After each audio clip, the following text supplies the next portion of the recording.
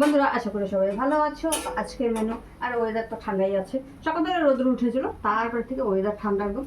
আজকের মেনু হচ্ছে মুসুরি ডালের চচ্চড়ি। এই দেখো, মুসুরি ডালে পাতলা করে বানিয়েছে, যেহেতু আমরা ভাত দিয়ে খাবো। তারপরে পরের দিন তো এইটা তো থাকে মেনুতে। আর এখানে হলো বটবটি আলু ভাজা। আর এখন বানাবো আমি, আমার মেয়ে থাকতে সরাবে, এই যে ডিম বানাবো এখন আমি। তো এখানে ডিম সেদ্ধ দিয়েছি। আর এই আলুটা তো এখন আবার পিছনে চলে যায়।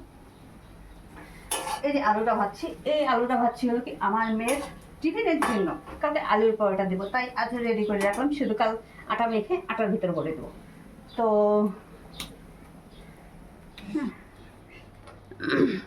তবু আজকে ফ্যান চলছে, অন্য সময় কিন্তু ফ্যান চলে না দুপুরবেলায়।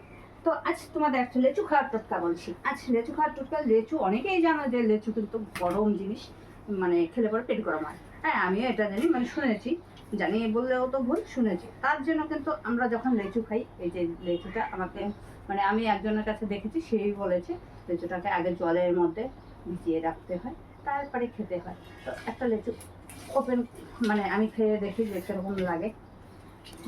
তাহলে লেচুটা যদি জলের মধ্যে ভিজিয়ে যদি খাওয়া যায়, মনে করো অনেকক্ষণে, তো পেটটা গরম করে না। কিন্তু আমার এটা শোনা কথা, তবুও তোমাদের সাথে শেয়ার করলাম।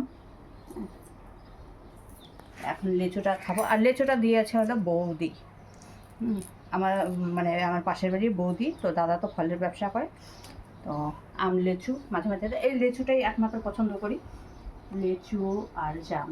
হ্যাঁ, অতটাও না আমার পছন্দ। তো এই দুটো জিনিসই আমি একটু খাই, তাহলে কিন্তু কোনো ফল খাই না।